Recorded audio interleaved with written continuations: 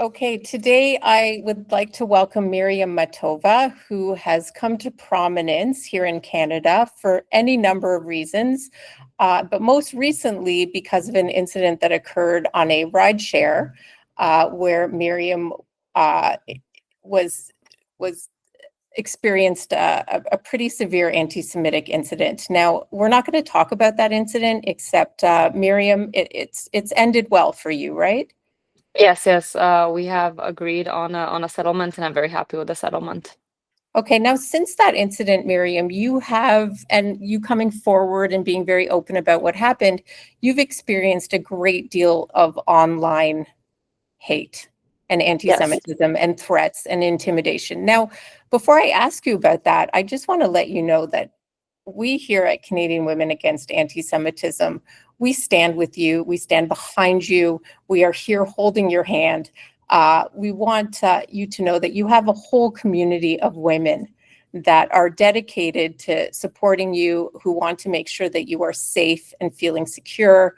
And we want you to know that you're one of us. We're here with you. So my first question to you is not really about the hate itself, but how are you feeling? I'm feeling a little bit overwhelmed with everything that's going on, but on the other hand, I have to say that I'm doing something good for the community. So I'm happy that I'm getting all this attention because I hope I can change something for the better, especially for the Jewish people, especially for the Jewish women, because I think that the biggest target are the women, are the elderly, are the children. I don't see usually them attacking somebody their height or weight category. So that's why it's very important to speak up about this incident that has been happening. So that is so inspirational for us. I mean, we stand up, and that's really our whole impetus, is to be women who have the courage and the resilience and the determination to stand up in the face of hate. And certainly in the last 2 years, you have been a shining example of that. And it's not just since the incident. I feel like you've really been a proponent of this since October 7th. And I understand you take some inspiration from your grandmother. Do you want to tell us a little bit about her? So my grandmother, she's a very special person. She's 90 years old. She's doing great. She's a survivor of the concentration camp in Terezin. She and her mother were the only two survivors from the whole family. Because a lot of times I get asked this question, like, how come there are only 2,000 Jewish people in Slovakia? And I'm like, because most of them got deported during Second World War. So the most Jews came from Slovakia and Poland that were sent to the concentration camps. So that's why there aren't that many of us left there. I understand. My great aunt Hannah was also in Theresienstadt. Uh, Wow. I know, and that actually saved her from going to Auschwitz, because Mm-hmm. her and her husband got married in Theresienstadt, and they were meant to go to Auschwitz the next day. And they said to the guard, "We just got married," and he let them stay in Theresienstadt, and they survived. Wow. Now, so you do a lot of this in the name of your grandmother, and really Mm-hmm. because of the lessons that you've learned from her. Yes. She told me always one thing because I always asked her, like, how did you let that happen? Like, how come you let it go that far? And she's like, because everybody was silent. And this is exactly what's happening now. Like, the history is repeating itself. Like, they're pushing us in a corner to silence us. And it's very important for us not to be silent, but to be Jewish and proud and to stand up for who we are. I talked about this a little bit earlier. I don't want this to be about like negative things, but Hitler, before he came fully into power, before Second World War happened, this was 10 years in the making, and I don't want to scare people or say anything negative, but this is 2.5 years after October 7th. So how much time do we have left until some like bigger tragedy has to happen again? Right. And I think, we're seeing that. And one of the Hmm. quotes that we saw in your National Post article this morning is that incidents like what happened in Australia should really be the cautionary tale, right? This is us seeing it happen in real time. How do you respond to that? So I would say one thing, like beyond my work in media, like I hold a PhD in political science with a particular focus on government regulations and accountability. And I was really thinking like what we can change or how we can change things. And both from an academic and particular perspective, I firmly believe that many of the harms we are witnessing, particularly online harassment, threats, and hate speech, are due to the lack of political and corporate will within the social media or the online platform. I call it social media because that's where most of it stems. And that's where the hate stems from. That's like the ground zero of the problem. And when you have a problem, you need to look at the ground zero and start eliminating the issue there. And as like many individuals who advocate publicly for Jewish causes, I receive a significant volume of death threats and online abuse. And I'm actively working to shift the narrative from reaction to prevention, because does something need to happen before the government and these social media platforms take action? Like Instagram and social media was created, what, 15 years ago or something like that, like Mhm. 15, yes, years ago. And we still have the same terms and conditions as the 15 years ago. Like hate has changed, online has changed, technology has changed. Shouldn't the terms and conditions change to having online media presence? So after all these death threats have been going on, I went to the police station to report them, but the police's hands are tied. And it's not their fault that they cannot really do anything about it, because Meta has 30 days to give them feedback on the person that I am reporting. In 30 days, it could be too late, first of Right. all. So this is amazing. I had no idea you had this PhD. That's very, very impressive. So that said, what legislation do you think we're missing? Like if you could tell the federal government to put something in the criminal code, what would it be? So my goal is to engage policymakers and company leaders like Instagram to demonstrate that implementing reasonable enforceable safeguard is neither radical nor unworkable. Like on the contrary, it is necessary step towards reducing hate-driven behavior online and ultimately diminishing the real-world dangers that stems from it. So the current verification and validation procedures are inadequate, like linking your social media account to a number or an email. Burner phones or 10-minute emails, you can get that done within seconds, and it's untraceable. So they allow hate to operate on social media platforms with anonymity and impunity, which is insane. Like we cannot have people being anonymous online, especially when people are getting radicalized. Like these people need to be traceable. And in general, everybody needs to be traceable. If you want to have an online media presence, which is up to your decision, then it should be under somebody's legal name, I personally think. And if but nobody's telling you to have a social media presence, it's absolutely your choice.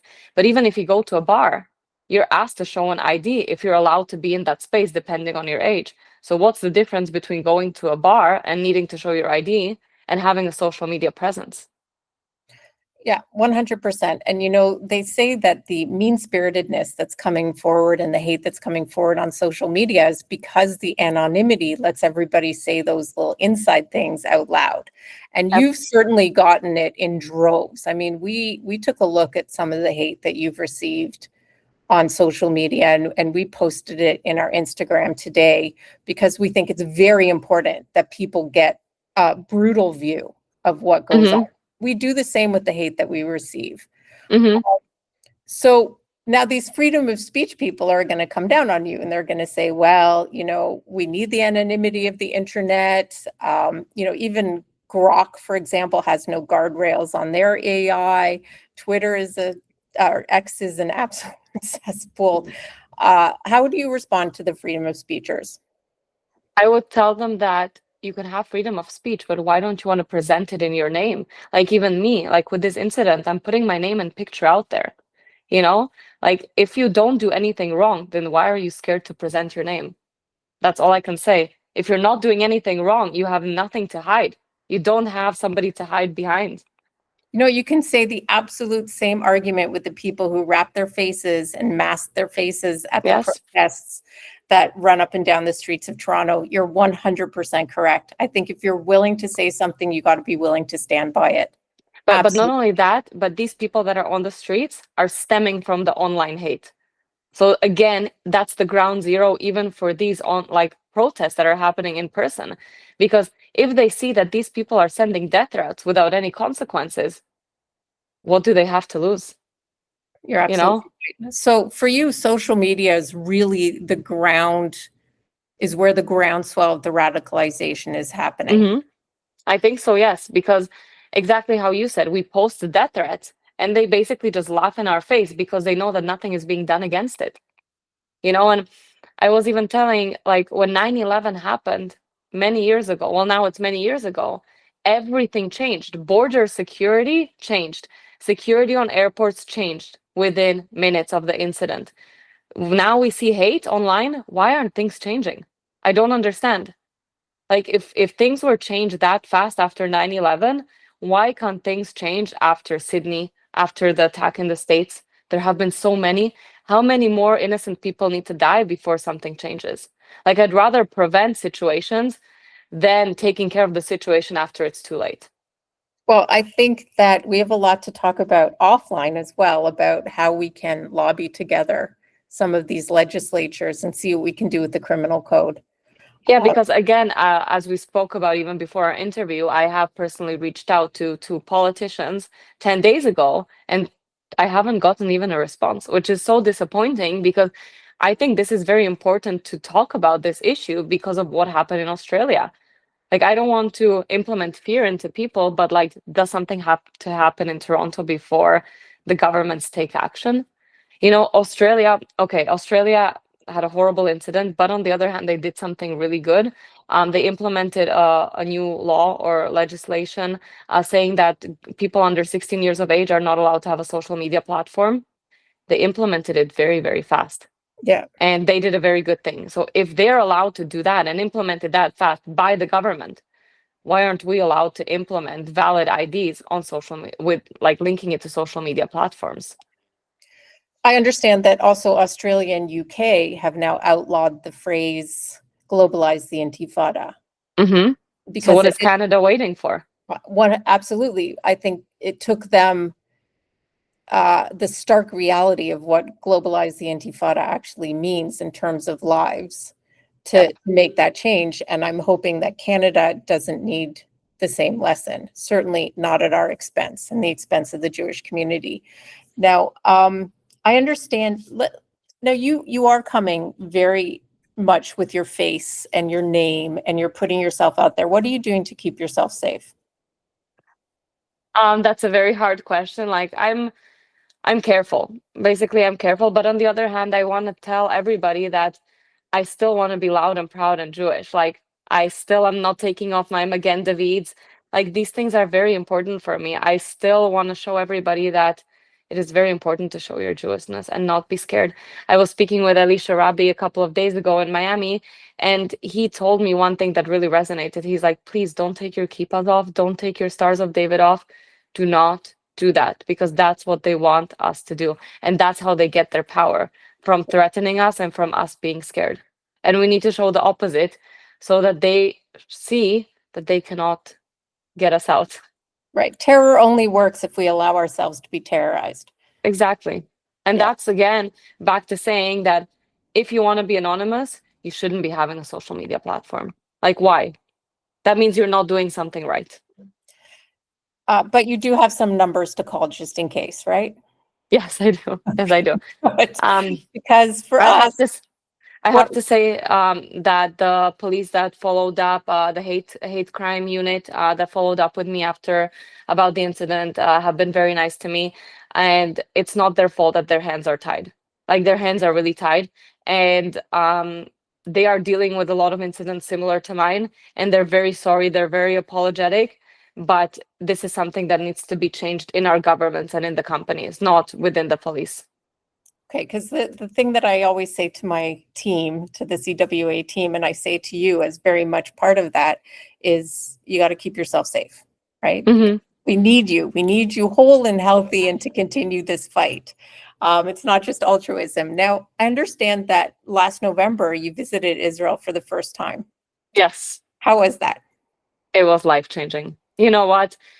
I probably wouldn't be doing what I'm doing if it wasn't for that trip, because every time we went to visit army base or soldiers or survivors, they were thanking me. And I didn't understand why they are thanking me, because they are the ones fighting for us, fighting for our country.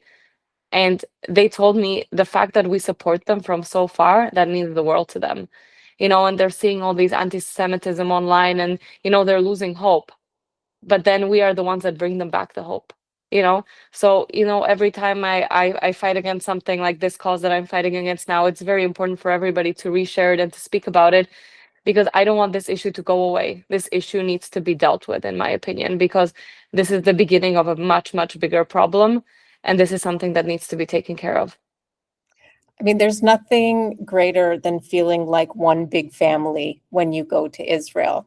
True. Uh, so let's talk a little bit about family now. I understand that one of your focuses when dealing with safety online are children.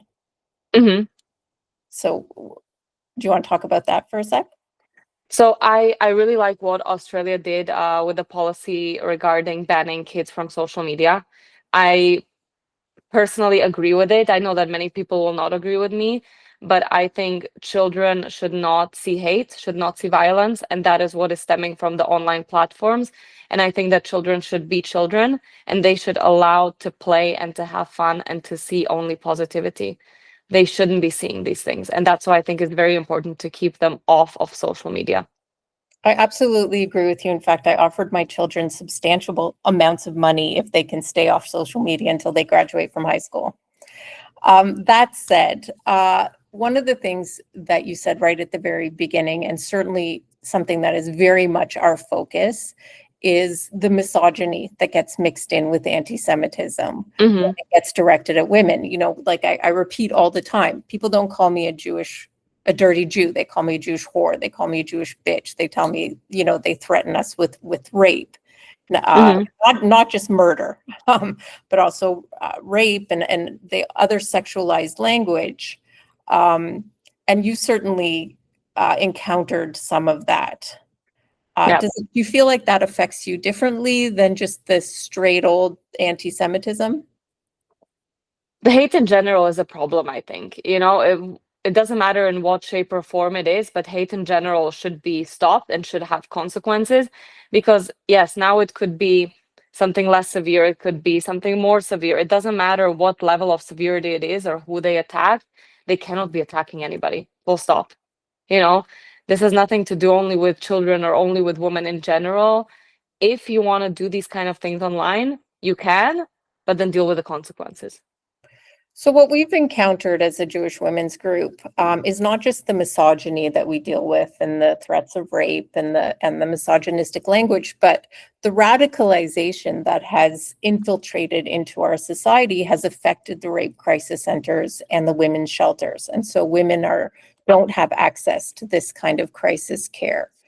Um, and so we have a campaign that I know you know about, our Voices Unbroken campaign, where we're looking to women and men to really stand up for the women in our community and to make sure that access to crisis care is universal and that there's no such thing as Me Too unless you're a Jew. I'd love to hear your thoughts on that campaign. I love your campaign, but I'll say it again. If we solve the problem with online hate, we will not even need a campaign for these things. You Right. know? So again, we come back to ground zero. This can solve a lot of issues, and these platforms will not be needed if hate will be accounted for in the future. So I really hope that things will be taken care of, and hopefully this platform will not be needed anymore because these hate incidents will not be happening. Of course, I maybe live in fairy tale land, or somebody will tell me that I'm too positive thinking. But if I wouldn't be, then maybe my grandmother's story might repeat itself very soon. I mean, I hope you're right. I really do. I hope you're right that if we can take care of online hate, the rest of it will crumble like a Yep. I personally, I mean, I feel like we have to kind of have a multi-prong attack at this point because the radicalization has gone so far and Hmm. really infiltrated into the institutions, the universities, the uh, the the unions and so forth, which I think they've managed to carve themselves away from social media a little bit. But I mean, I love your hopefulness. I love that, and I love your optimism. And I wish that we can get that kind of hope and optimism into a lot of the community that is afraid and worried, and spending a lot of their time wondering, if they should leave. I feel like, are you committed to fixing Canada? Are you committed to staying here and supporting the community? I'm always going to support the community because I am partially Canadian. My dad was Canadian, so I am Canadian. But if I'm going to stay here, that's a big question mark, depending on if the country will take action and will protect the people living in this country, because this used to be a country where everybody was equal. That's how I remember it, and that's what I hope it will go back to one day. And again, I will say what I said before, that if we allow regulations to be unchecked and technology to be moving the direction it is, we are in for big trouble. Absolutely. One last message maybe to the women of Canada, to the Jewish women of Canada, especially to the women who aren't necessarily feeling as comfortable to come forward as you are. I will tell that again what I said. It's very important to be Jewish and proud, because that is what makes us the special people that we are. And if we're going to be hiding and if we're going to be scared, that is what's going to fuel the hate and fuel the radicalization for the people out there marching on our streets. So, Miriam, what's next for you? What's next for me? There's gonna be, I shot a big cover for Harper's Bazaar with an 8-page interview about my trip in Israel, so I'm very excited to see that in January. And I hope something will change. I'm very hopeful for Canada still. I still didn't lose hope, because if I would, I wouldn't be doing what I'm doing. But I really need the government and the policymakers and the bigger companies to be reaching out to me and to my lawyers and help us talk about this issue before it is too late. Like that's my biggest hope, that somebody will reach out and somebody will start talking about this problem. Okay, and hopefully we will get to see you in person at our major annual event in March. Yes. We're very excited to have you join us there. Any last thoughts before we say goodbye? No, I just want everybody to again be Jewish and proud, and yeah, and carry the spirit of the beautiful Jewish people. So before we wrap up, I just want to say, Miriam, I am absolutely blown away by your heroism and your just your commitment to being Jewish, being proud, and to standing up for our community. I, I think your incident is both a cautionary tale, but also a really example of the fact that we actually can succeed if we fight back, and that it's worth complaining. It's worth coming forward. You've had a good end result with the company that you dealt with. Yes. And hopefully, that will mean that the company will take it seriously next time and it won't happen again. So, the fact that you stood up means that, things may actually get better for this community because of what you've done.